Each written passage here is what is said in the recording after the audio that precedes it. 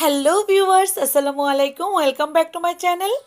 আজকের রেসিপিতে রয়েছে মজাদার বাংলাদেশি ছোট ছোট মাছের দুইটা চচ্চড়ির রেসিপি। আশা করি আপনাদের এই রেসিপি দুইটা অনেক ভালো লাগবে। আর আমার তো অনেক রিকোয়েস্ট ছিল ছোট ছোট মাছের রেসিপি করে দেখানোর, সেজন্যই কিন্তু আমি আপনাদের জন্য দুইটা রেসিপি নিয়ে আজকে হাজির হয়ে গেলাম। চলুন তাহলে দেখে নেই আর কথা না বাড়িয়ে আজকের দুইটা মজাদার ছোট মাছের রেসিপি। আমাদের বাঙালিদের খুবই পছন্দের খাবার, তাই না? আজকে আমি দুই পদের ছোট মাছ নিয়েছি, একটা হচ্ছে মোলা মাছ আর একটা হচ্ছে বাইলা মাছ, বেলে মাছ অথবা বাইলা মাছ। ছোট ছোট বেলে মাছগুলো খেতে কিন্তু দারুণ মজার। তো এই দুই আইটেমের ছোট মাছ দিয়ে দুইটা চচ্চড়ি রান্না করে দেখাবো আমি। এই রান্নাগুলো কিন্তু যারা নতুন তাদের জন্য একটু কষ্টকর রান্না। তবে মাছগুলো কেটে আমি বেশ ভালো করে ধুয়ে নিয়েছি। আমি মলা মাছের মাথাটা আসলে ফেলে দেই না। একটা প্যান বসিয়ে দিলাম চুলায়। আমি এখনও চুলাটা জ্বালাই নাই। প্রথমে মাছগুলো একটু মেখে জেখে নিব। সেজন্য আমি হাফ কাপ পরিমাণ পেঁয়াজ কুচি দিয়ে দিচ্ছি, 4-5টি কাঁচামরিচ ফেড়ে দিচ্ছি মাঝখান থেকে, আদা রসুনের পেস্ট দিয়ে দিচ্ছি 1 টেবিল চামচ পরিমাণ, আর দিয়ে দিব হলুদ গুঁড়া হাফ চা চামচ পরিমাণ, মরিচের গুঁড়া সামান্য পরিমাণ দিচ্ছি যেহেতু কাঁচামরিচটা আমি ফেড়ে দিয়েছি। ধনিয়া গুঁড়া দিয়ে দিচ্ছি হাফ চা চামচ পরিমাণ, লবণ স্বাদ মতো। তেল দিয়ে দিচ্ছি আমি এখানে 1.5 টেবিল চামচ পরিমাণ। পেঁয়াজের পরিমাণটা আমরা বেশি করে দিতে পারি, যেহেতু এটা চচ্চড়ি সেক্ষেত্রে কিন্তু পেঁয়াজটা একটু বেশি পরিমাণে দিলেই ভালো লাগে। আমি একটা বড় সাইজের আলুকে ঠিক চিকন করে এভাবে লম্বা লম্বা চির করে কেটে দিয়েছি। আপনারা চাইলে কিন্তু আলু না দিতেও পারেন, আমার কাছে এভাবে ভালো লাগে সেজন্য আমি একটা আলু দিয়ে নিলাম। এখন আমি এর মধ্যে হাতটা ধুয়ে সামান্য পরিমাণ পানি দিয়ে দিব। এটা যেহেতু চচ্চড়ি রান্না করব, ঠিক এভাবেই কিন্তু আমরা মেখে জেকে বসিয়ে দিব। এই তরকারিটার স্বাদটা কিন্তু একদম পারফেক্ট স্বাদ আসবে, খেতে অনেক বেশি মজার হয় গরম গরম ভাতের সঙ্গে, আমরা কিন্তু কম বেশি সবাই জানি। এখন আমি চুলার এই সাইডে শিফট করে দিলাম, ঢাকনা দিয়ে ঢেকে চুলাটা জ্বালিয়ে দিলাম। আরেকদিকে আমি এখন আরও একটা তরকারি বসিয়ে দিব ঠিক সেমভাবে। মলা মাছের চচ্চড়িতে আমি হাফ কাপের মতো পানি দিয়ে দিয়েছি। এখন আমি বেলে মাছটা বসিয়ে দিব। দিয়ে দিচ্ছি প্যানের মধ্যে মলা মাছ। চুলাটা কিন্তু অফ আছে, এখনও আমি অন করি নাই। তবে মাছটাকে মেখে জেকে যেহেতু বসাবো, এটা বাইলা মাছ, এই মাছটা খেতে অনেক মজার হয়।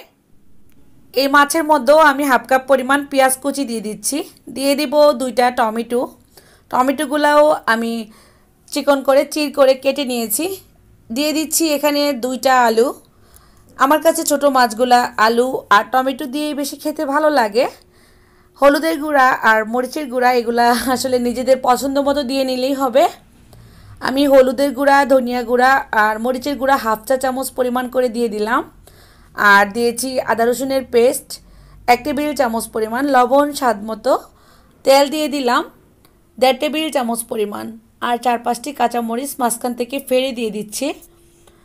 হাত দিয়ে এভাবে মেখে জেকে তরকারির টেস্টটা কিন্তু অনেক বেশি মজার হয়। আমরা যারা যারা করে খেয়েছি তারা তো অবশ্যই জানি, তাই না? এই তরকারিটার মধ্যে আমি 1 কাপ পরিমাণ পানি দিব, আর মলা মাছে কিন্তু হাফ কাপ পরিমাণ দিয়েছিলাম। তো এই পানিটা একদম চরচরিয়ে যাবে, মানে শুকিয়ে যাবে। এভাবেই কিন্তু রান্নাটা করব। ঢাকনা দিয়ে ঢেকে দিচ্ছি, মাঝারি আঁচে রান্না করব। ওই চুলাটাও কিন্তু মাঝারি আঁচেই আছে, ওটাতে আমার তরকারিটা বলক এসে গিয়েছে। একসাথে দুইটা ছোট মাছের রেসিপি করে দেখানোর উদ্দেশ্য একটাই, আসলে আমি টাইম পাচ্ছি না, ভাবলাম যে একসঙ্গেই রান্না করে দেখিয়ে ফেলি। আর অনেক আপুরা আমাকে অনেক রিকোয়েস্ট করেছো, আপু ছোট ছোট মাছের রেসিপিগুলো দাও। তো সে কারণেই কিন্তু আমি আজকে এই দুটা রেসিপি করে দেখালাম। আপনারা ঝোলটা একটু লক্ষ্য করলে বুঝতে পারবেন একদম শুকিয়ে গিয়েছে। তো যখন আমরা চুলাটা অফ করে দিব তখন কিন্তু আরও একটু শুকিয়ে যাবে। ধনিয়া পাতা দিয়ে ওই চুলাটা অফ করে দিয়েছি। এদিক থেকে আমার বেলে মাছটাও কিন্তু হয়ে যাচ্ছে, আমি একটু দেখিয়ে দিচ্ছি। ধনিয়া পাতাটা দিয়ে নেব। ধনিয়া পাতা আসলে একটু বেশি পরিমাণে দিলে এই তরকারির টেস্টগুলো দ্বিগুণ পাওয়া যায়। আমরা যারা বাংলাদেশে থাকি এই ছোট মাছগুলা কিন্তু খেতে পারি। যারা দেশের বাইরে থাকে তারা কিন্তু জানি না কতটা আসলে পিওর মাছটা পায়। আমরা যারা তাজা মাছগুলা কিনে এনে এভাবে রান্না করি, এটার টেস্টটা আসলে বলে বোঝানো যাবে না। খুবই মজার তরকারিগুলা।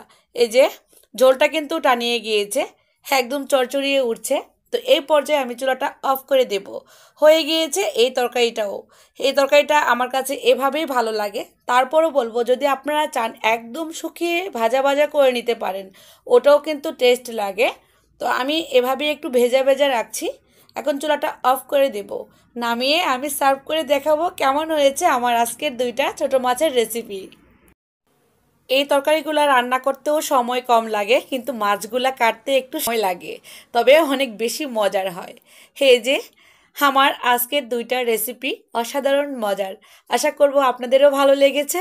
ভালো লাগলে তো অবশ্যই রিকোয়েস্ট করব, যারা আমার চ্যানেলে নতুন এখনও আমার চ্যানেলটা সাবস্ক্রাইব করেন নাই, প্লিজ সাবস্ক্রাইব করে ফেলবেন। সাবস্ক্রাইব করে পাশে থাকা ছোট্ট বেল আইকনটাতেও ক্লিক করে দিবেন। তাহলে আমার প্রত্যেকটা রেসিপির নোটিফিকেশন চলে যাবে আপনাদের মোবাইলে। তখনই দেখতে পারবেন আমার সবগুলো রেসিপি। আজকের মতো আমি বিদায় নিয়ে নিচ্ছি। সবাই ভালো থাকবেন, সুস্থ থাকবেন, আমার জন্য দোয়া করবেন। আল্লাহ হাফেজ।